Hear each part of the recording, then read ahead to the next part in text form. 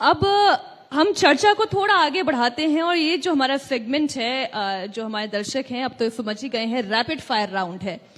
Questions आते जाएंगे, answer भी उतने ही त्वरित होने चाहिए, रैपिड होने चाहिए। और पहला सवाल आपके सामने, मुख्तार अब्बास नकवी, आप मौजूदा पॉलिटिक्स में खुद को अगले चरण में कहां देखना चाहते हैं? जहां है वहीं देखना चाहते हैं।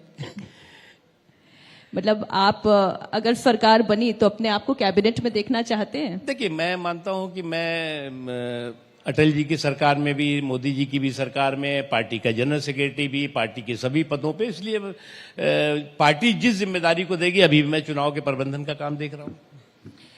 मुस्लिमों के बीजेपी पर भरोसा ना करने का ऐसा आरोप क्यों लगता है?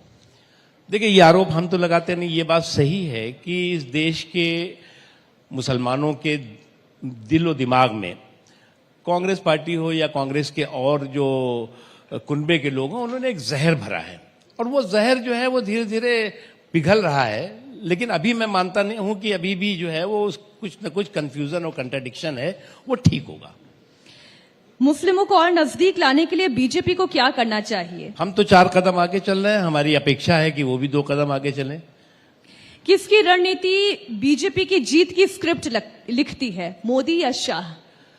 देखिए, कुछ लोग हैं जो वक्त के सांचे में ढल गए, कुछ लोग हैं जो वक्त के सांचे बदल गए। तो नरेंद्र मोदी जी ने वक्त के सांचे को बदल दिया है, वक्त के ढांचे को बदला है और वो जो दकियानूसी सोच थी, उस सोच से बाहर निकल करके देश को विकास विश्वास के रास्ते पे खड़ा किया है और इसमें पूरे पार्टी का और सभी का योगदान है नरेंद्र मोदी जी के नेतृत्व में।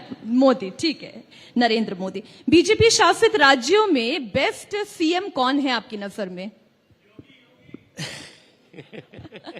देखिए, आज की तारीख में नरेंद्र मोदी जी के नेतृत्व में, भारतीय जनता पार्टी के नेतृत्व में जितने भी हमारे भाजपा शासित राज्य हैं, वो बेहतरीन काम कर रहे हैं। इसलिए किसी का भी आकलन करना एक दूसरे के साथ नाइंसाफी होगी। इतनी बातें आपने जमा खर्च किया, आप बता सकते हैं एक नाम तो? हमने कहा ना कि किसी को हम कोई तो नंबर 1 होगा।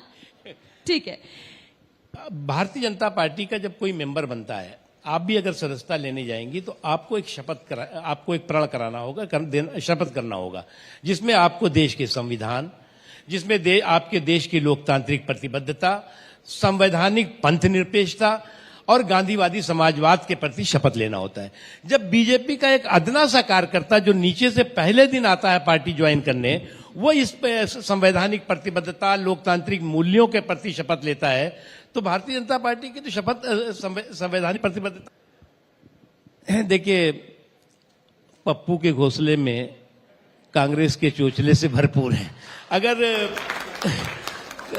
परिवार के घोंसले में पप्पू का चोचला जो है वो वर्चस्व कर रहा है, पूरी तरह से डोमिनेट कर रहा है, तो भैया परिवार का भी भला हो और पप्पू का भी भला हो।